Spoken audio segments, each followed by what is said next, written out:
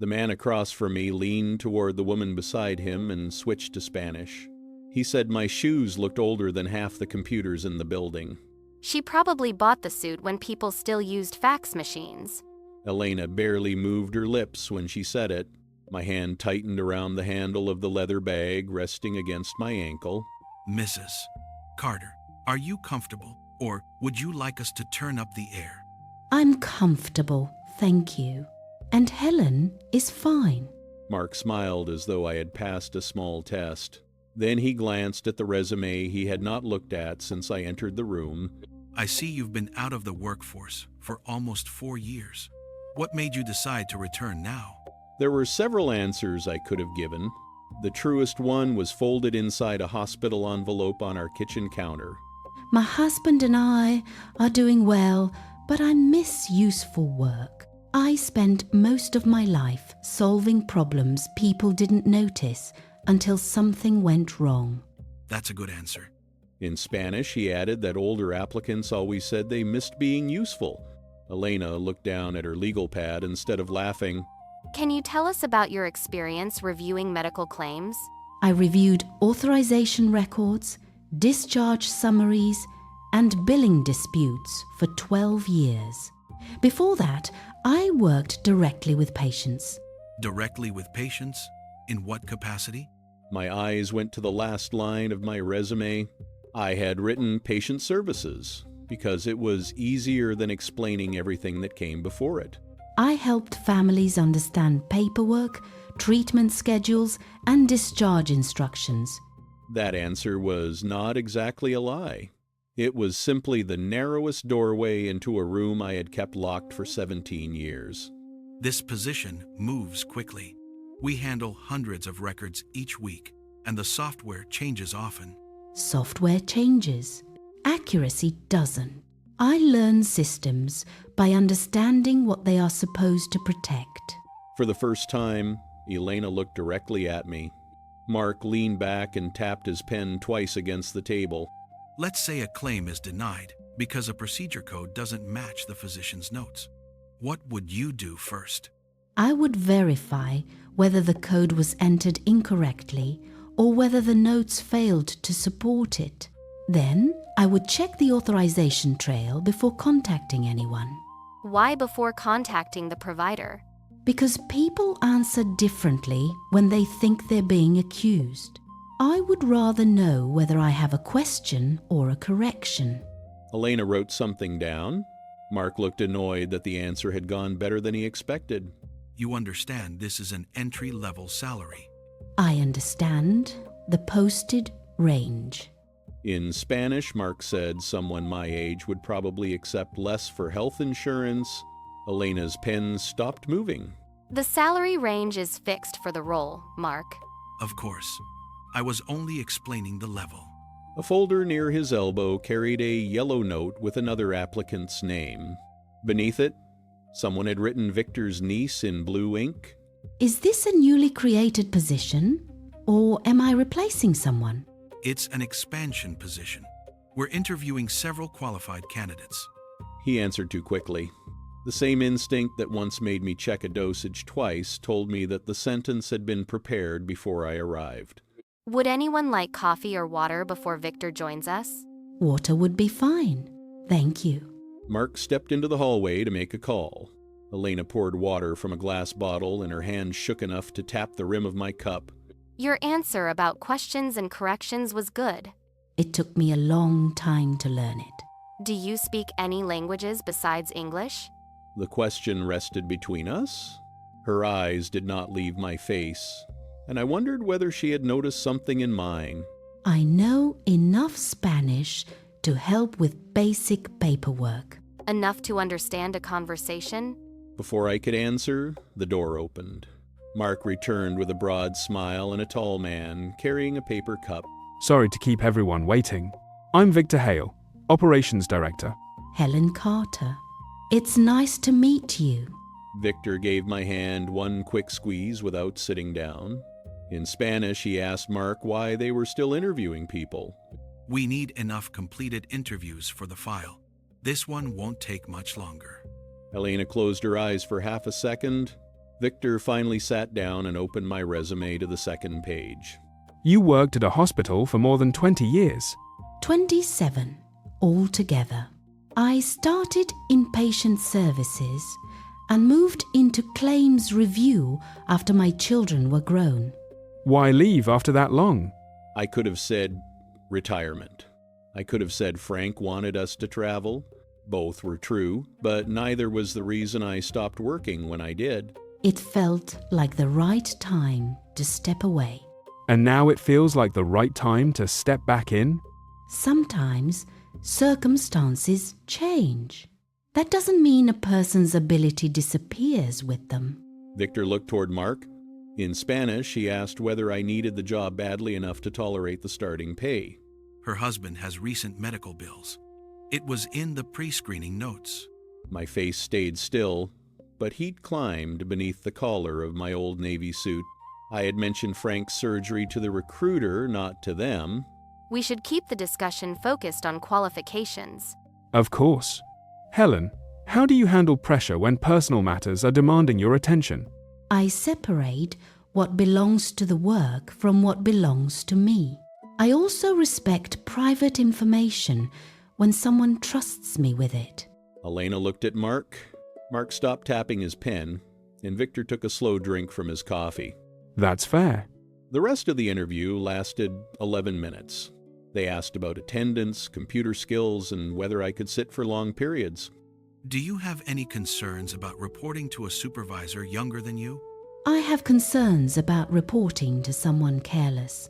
Age has never told me who a person is. Victor gave a brief laugh. Elena did not.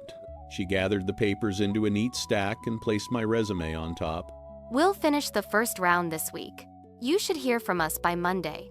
Thank you for your time. I stood, smoothed the front of my suit, and lifted the bag from the floor. My knees felt stiff, but I would not give them the satisfaction of seeing me rush. Leah will validate your parking. The door had nearly closed behind me when Victor spoke in Spanish again. He asked Mark whether his niece's paperwork was ready. By tomorrow, Elena just needs to sign off on the interview scores. I haven't agreed to change anyone's scores. I kept walking. The hallway carpet was thick enough to swallow every step, but their voices followed me to the reception desk. How did it go? They asked a lot of questions. Leah pressed a stamp onto my parking ticket. Beside her keyboard sat a framed photograph of an older woman wearing a grocery store apron. My mom just started working again at 62. She says retirement was too expensive. I almost told her that expensive was one word for it. Instead, I thanked her and walked into the bright afternoon with my bag against my side. How'd it go, sweetheart? Frank's name lit up on my old phone before I reached the car. Through the speaker, I could hear the television and the rattle of his pill bottle. It went fine. They said I'd hear something Monday. I knew they'd like you. Did you tell them how you caught that billing error for Mr. Delaney? They had their own questions. I did not tell him they had discussed his medical bills as though they were bargaining chips. Frank already hated needing help with his socks. Drive safe. The pharmacy called, but I told them we'd pick everything up tomorrow. At home, 3 envelopes waited beneath the ceramic fruit bowl. One was from the hospital, one from the insurer, and one from the bank. You don't have to take the first job that comes along. A job has to come along before I can refuse it. He looked down at the blanket over his knees. The recliner had become his bed, his dining chair, and most days, the edge of his world. Did somebody say something to you? Why would you ask that? Because you're washing a clean coffee cup. You only do that when you're trying not to say something. I set the cup in the drying rack. For 39 years, Frank had noticed the small things and missed half the large ones. They thought I was too old. They also thought I couldn't understand them. Understand what? Spanish. Frank's eyes moved toward the narrow drawer beside the refrigerator. We had not opened that drawer together in years. You didn't tell them? No. Why not? I had asked myself that question all the way home. The easy answer was that I wanted to hear how far they would go. Because I stopped being that person a long time ago. Frank did not argue. He knew the story inside that drawer, and he knew I had never told it the same way twice. You were good at it, Helen. Being good doesn't mean nobody gets hurt. The refrigerator motor came on behind me. Frank looked toward the window, and neither of us mentioned the woman from room 614. That night, I woke at 2 and found Frank asleep with the television glowing across his face. The hospital envelopes were still under the fruit bowl. I sat at the kitchen table and wrote down every Spanish sentence I remembered from the interview. I did not need to struggle for a single word. When I finished, there were 2 pages of insults, private medical information, and discussion of altered interview scores. I read the pages twice. Then I folded them into the same envelope that held Frank's latest insurance denial. At 8 the next morning, an email arrived from Elena. She thanked me for interviewing and asked whether I could return on Thursday. The message said Victor wanted a second conversation about my hospital experience. It did not mention that his niece had already been promised the job. Are you going back? I haven't decided. I carried the phone into the bedroom and called a number I still knew by heart. Maribel answered on the 4th ring. Helen Carter. Either somebody died or you finally got tired of pretending you lost my number. Neither. I had an interview yesterday. And they were foolish enough not to hire you on the spot? They spoke Spanish in front of me. What did they say? I told her enough. I left out Frank's bills, but I repeated the remarks about my age and the conversation about changing the scores. And you sat there without saying anything? I wanted to see whether Elena would stop them.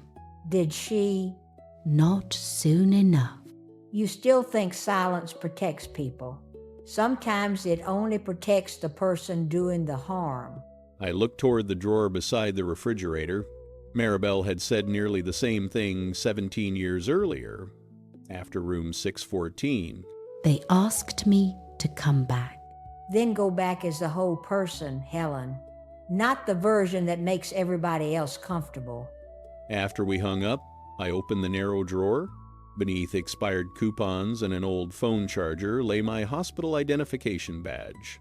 The photograph showed a woman with darker hair and a steadier smile. Under my name were the words Patient Interpreter Services. I wondered when you'd open that drawer. Opening it isn't the same as being ready. No, but it's closer than leaving it shut. I placed the badge beside the 2 handwritten pages.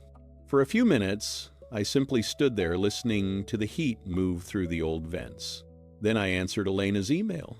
I said Thursday would be fine, and I asked her to include everyone who had attended the first interview. Before closing my bag, I slipped the old interpreter badge into the inside pocket. I was not certain what I would say, but I was done pretending I had heard nothing. The interpreter badge stayed in my handbag through breakfast, tucked behind a packet of tissues and the envelope containing my notes. You've checked that bag 3 times. I'm making sure I have everything. Frank pushed half a piece of toast around his plate. The medication made food taste metallic, but he pretended he was simply not hungry. You can still cancel. I could have stayed silent yesterday. That was my chance to avoid all of it. You did stay silent. It was not an accusation. That made it harder to hear. I folded the insurance denial and returned it beneath the fruit bowl. At the pharmacy, the clerk placed 3 white bags on the counter and gave me the total without meeting my eyes. Could you run the smaller one again? The insurance covered it last month. The clerk tried twice. The price did not change, so I paid for 2 prescriptions and asked her to put the 3rd one back. Which one did you leave? The one the doctor said you could take only when you needed it. Pain medication is usually for when somebody needs it. I set the pharmacy bags beside his chair. Neither of us mentioned that the job's monthly insurance premium was written on a note in my pocket. I am not going back there to beg them. Elena called that afternoon from a number I did not recognize. She waited until I said hello twice before speaking. I hope it isn't inappropriate for me to call you directly. I think that depends on why you're calling. How much of yesterday's conversation did you understand? I looked at the 2 handwritten pages on the kitchen table. Frank turned down the television without being asked. Enough to know the position was promised before I walked into the room. Victor told me his niece was only being considered. I didn't know she had already completed employment forms. You knew they were discussing altered scores. I refused to sign them. You also laughed at my suit. The silence on the line lasted long enough for the furnace to click off. I heard Elena take one uneven breath. I did. I am sorry. Mark started it, but that does not excuse what I said. Why did you invite me back? Victor saw your hospital background and thinks you might help with a Spanish language account. He still doesn't know you understood him. And you want me to keep it that way? I want a chance to correct the process before Victor destroys my career along with it. After the call, Frank asked whether I believed her. I washed my hands even though I had not touched anything dirty. I believe she's scared. That wasn't what I asked. Fear makes honest people lie and dishonest people sound reasonable. I don't know which one she is yet. Maribel came by the next morning carrying soup in a plastic container and no patience for my careful version of events. You keep asking whether Elena deserves protection. What about the next woman they bring into that room? I don't want another person losing her job because I decided to prove a point. You are still talking about room 614. Frank stayed in the living room, but I knew he was listening. The soup container made a soft ring of steam on the table. A woman lost the use of her hand after I interpreted her consent discussion. After the surgeon failed to explain the risk clearly in English or Spanish, Her son said I told them the procedure was safe. her son was frightened. The hospital needed someone below the surgeon to blame, and you helped them by resigning quietly. I signed the statement. You signed a statement saying communication broke down. You never said the translation was wrong. I remembered the administrator sliding the paper toward me and saying it would spare the family a public fight. Silence did not spare that family. It spared the hospital. Frank's recliner creaked in the next room. I wanted him to interrupt, but he let Maribel's words remain where she placed them. This is only a dishonest interview. Nobody is going into surgery. No. Somebody is only learning what kind of treatment they have to accept when they need a paycheck. Thursday morning, I wore the same navy suit. I had considered changing it, then decided their opinion had already cost me enough. The badge is crooked. I had pinned the old hospital badge inside my jacket, where no one could see it. Frank straightened it with 2 careful fingers. It isn't for them. Leah was sorting delivery envelopes when I reached reception. An unfamiliar young woman stood beside her holding an employee handbook. Helen, this is Nora. She's been helping us organize the claims training files. My uncle said I might be joining the team soon. Nora's smile faded when Leah said I was there for a second interview. She closed the handbook and held it against her chest. I thought the interviews were finished. So did I. Elena appeared in the hallway before Nora could say more. Her face looked pale beneath the bright office lights. They're ready for you. The same water glass waited in the same place. Mark had added a printed software assessment to the stack in front of him. Helen, we realized your patient services experience may be more relevant than we first understood. What changed your understanding? We may need occasional help communicating with Spanish-speaking providers. Your resume says basic Spanish. We would need to know how basic. You did not ask me to demonstrate it during the first interview. Mark turned toward Victor and spoke in Spanish. He said they should keep the test simple so I would not embarrass myself. Ask her something about an appointment. Nothing complicated. Elena stared at her legal pad. Her thumb pressed so hard against the edge of the paper that the skin turned white. Could you tell a patient that an appointment has been moved from Monday morning to Tuesday afternoon? Yes. Go ahead whenever you're ready. La cita se cambió del lunes por la mañana al martes por la tarde. También puedo explain why private medical information should not be used to pressure an applicant. Mark's mouth remained slightly open. Victor looked at Elena first, as though my fluency must have been something she had done to him. How long have you spoken Spanish? Long enough to understand every word spoken during my first interview. There must be some misunderstanding. We make informal comments between questions sometimes. You said my shoes were older than the computers. Eleanor said my suit came from the days of fax machine. She is repeating it accurately. Victor slowly removed the lid from his coffee, then placed it back without drinking. His hand had begun to shake. You discussed my husband's medical bills. You asked whether I was desperate enough to accept less money. No salary offer was made below the posted range. That does not make the conversation appropriate. It only means you had not acted on it yet. Did you record us? No. I went home and wrote down what I heard while it was still fresh. Then this is your interpretation of a private conversation, not evidence. The interview score sheets are evidence. Victor turned toward her so quickly that his chair struck the wall. Elena did not move, though her eyes filled with fear. Mark changed 2 candidates' ratings after the interviews. He asked me to approve the revisions yesterday. I corrected inconsistent scoring. That is part of my job.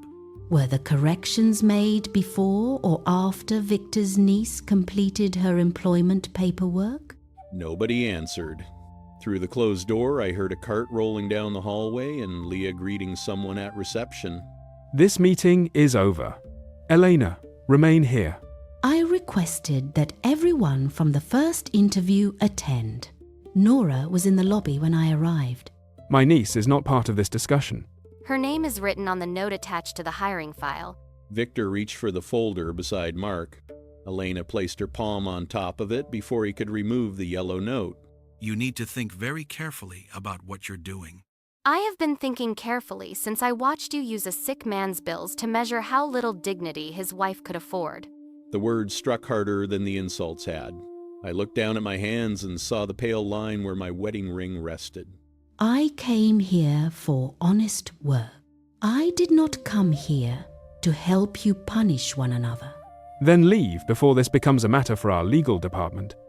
It became that kind of matter when confidential medical information entered an interview room. I lifted my handbag and stood.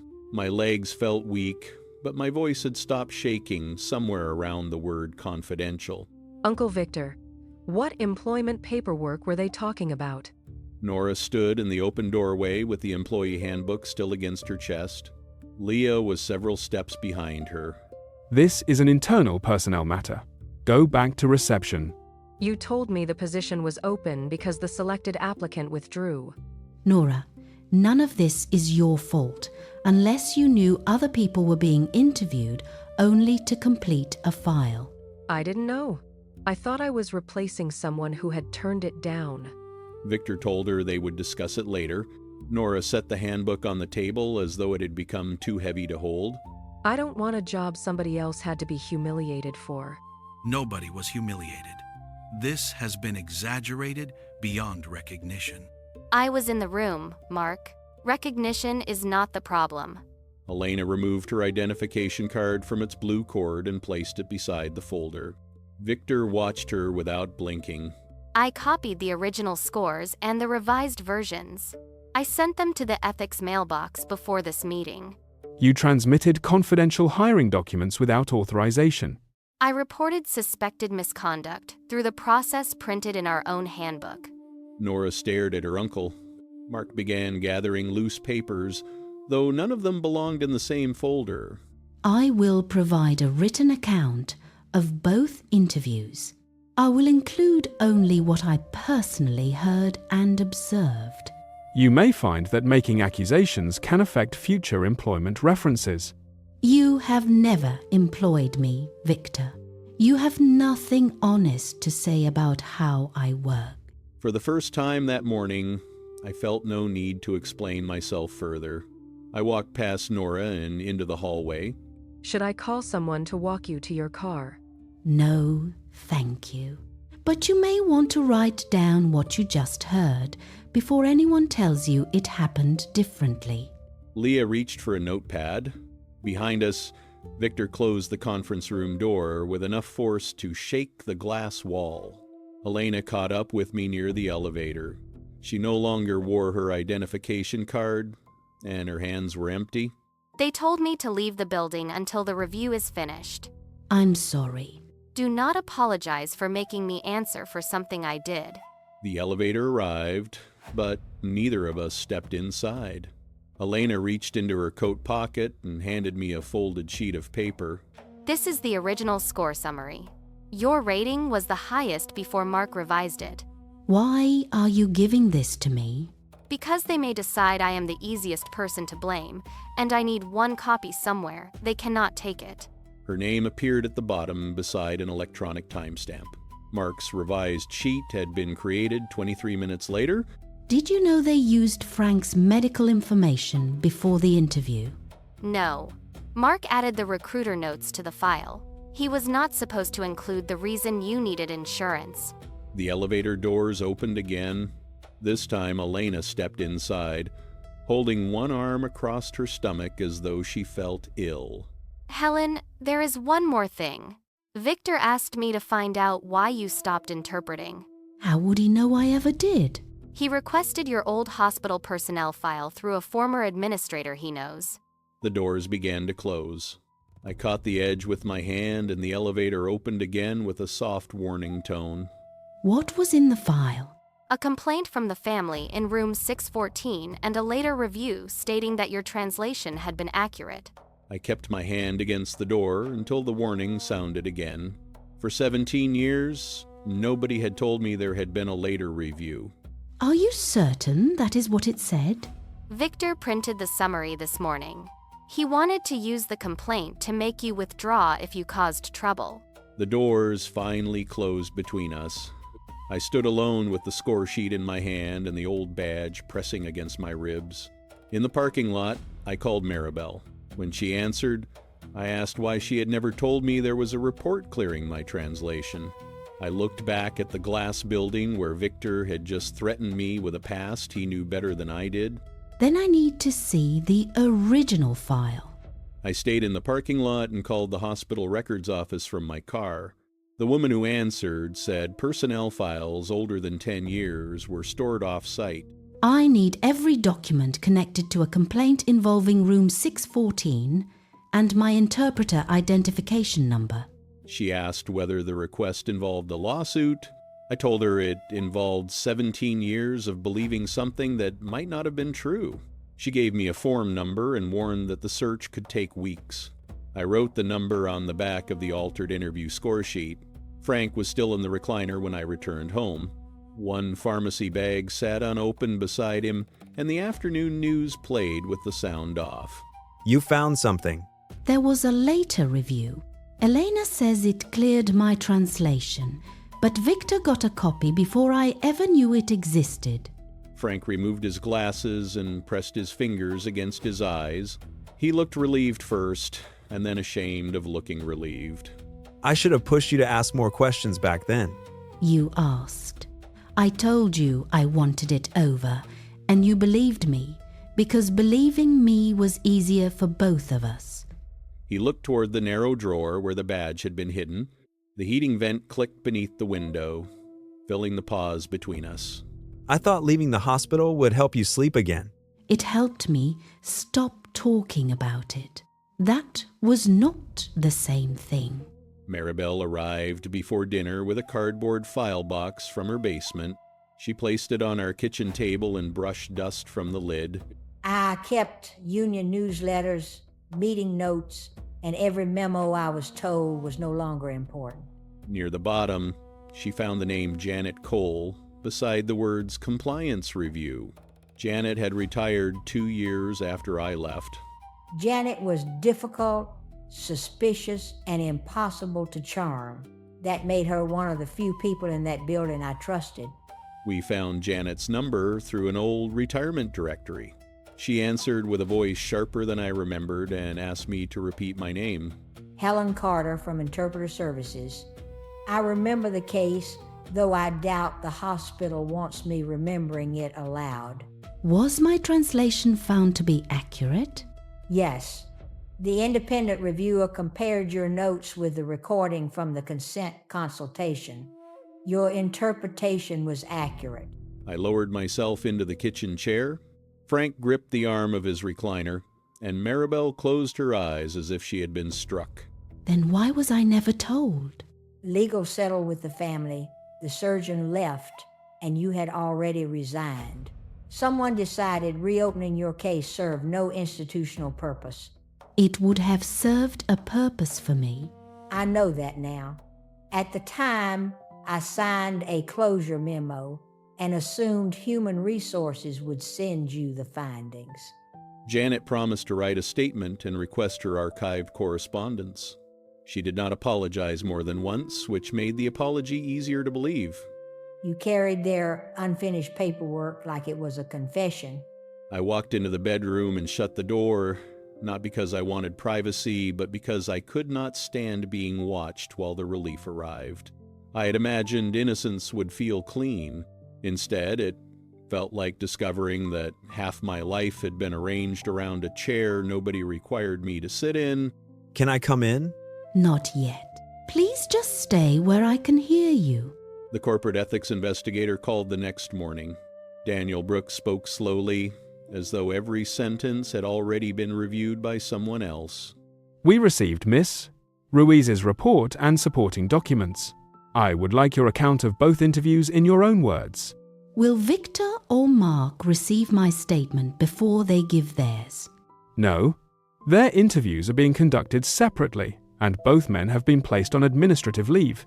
I described the comments about my shoes, my suit, my age, and Frank's medical bills. Daniel did not interrupt, even when my voice began to tighten. They believed another language made the conversation private. It only made their intentions clearer. Did Miss Ruiz participate in the insulting remarks? Yes. She also tried to stop the later discussion, refused to approve altered scores, and reported what happened.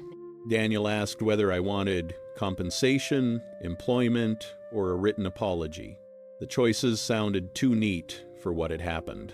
I want the record to say the process was manipulated. I want my husband's information removed from every hiring file where it never belonged. Those requests are reasonable. The company may also wish to discuss the position with you after the investigation. A corrected score does not automatically create a workplace I can trust.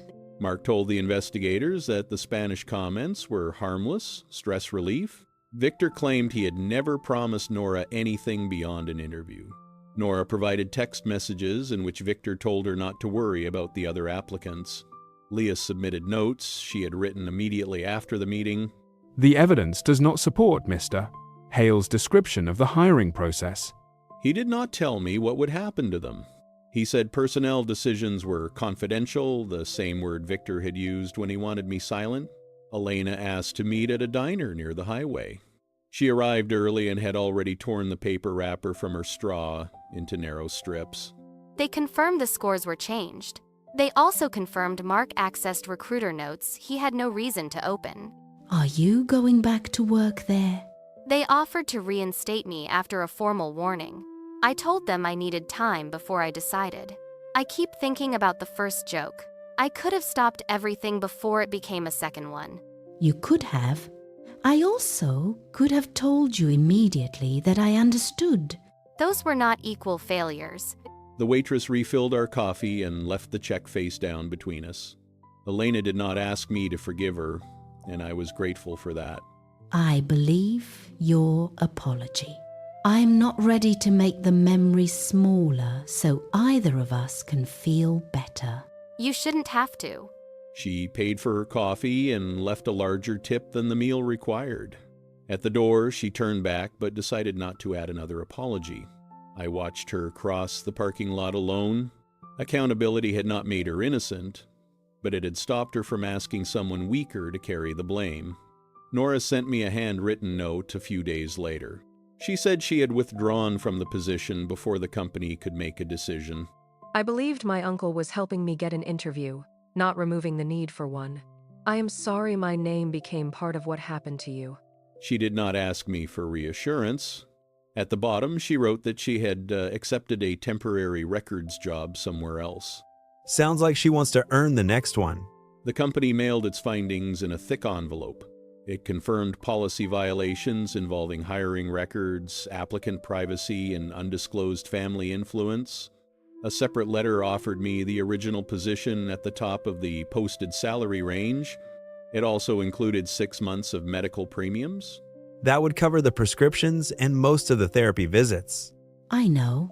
I left the offer on the table for 2 days. Each time I passed it, I calculated what the insurance would save us and what returning might cost me. Don't turn it down because you think I need you to be proud. And don't tell me to accept it because you think your pain is costing us too much. Frank looked toward the pharmacy bags. Neither of us apologized, because neither of us had said anything untrue. Daniel called before the deadline and said Mark and Victor were no longer employed by the company. He did not explain whether they resigned or were dismissed. The company hopes you will judge the role by the changes being made, rather than by the individuals who violated our standards. The first person who greeted me kindly was the receptionist. Nobody asked her what changes the company needed until after the damage was done. That is a fair criticism. I appreciate the offer, but I am declining it. I do not want to spend my first year wondering whether every kindness is part of the settlement. After I hung up, I sat at the table with my hand resting on the unopened bank statement. Relief and fear arrived together. Well, that was either brave or expensive. Probably both. The community health center needs a part-time patient advocate. They cannot pay what the billing company offered, but they need Spanish every day. I have not interpreted for a patient in 17 years. You understood every careless word in that interview. The language did not leave you. You left the room where you used it. She gave me Amy Sloan's number. I kept the paper beside the telephone until the edges curled from being moved around the kitchen. Amy interviewed me in a small office that smelled like coffee and disinfectant. A space heater clicked beside a cabinet filled with donated winter coats. Maribel says you were one of the best interpreters she ever worked with. Your resume says basic Spanish. The resume was written by someone who was trying not to return to that part of her life. Is she still trying not to return? She is trying to return without pretending she was never frightened. I told Amy about room 614, the complaint, and the report I had only recently discovered. I did not shorten the parts that made me look uncertain. Being certain is not the same as being careful. I need someone who knows the difference. She offered me 3 days a week, modest insurance, and a desk shared with 2 volunteers. I asked for 1 night to think. On my first morning, a nervous woman nodded through instructions she did not fully understand. The nurse spoke faster each time she saw the woman smile. You do not have to say yes, because everyone is waiting. We can go through it again, 1 piece at a time. The woman stopped nodding. She asked 3 questions, then a 4th, and the room slowed down enough for the answers to matter. That evening, I placed my new badge beside the old one on the kitchen counter instead of returning either of them to the drawer. How was the first day? I listened carefully. Frank reached for my hand while the heat moved through the old vents. For once, the silence in our kitchen did not feel like something I was hiding inside.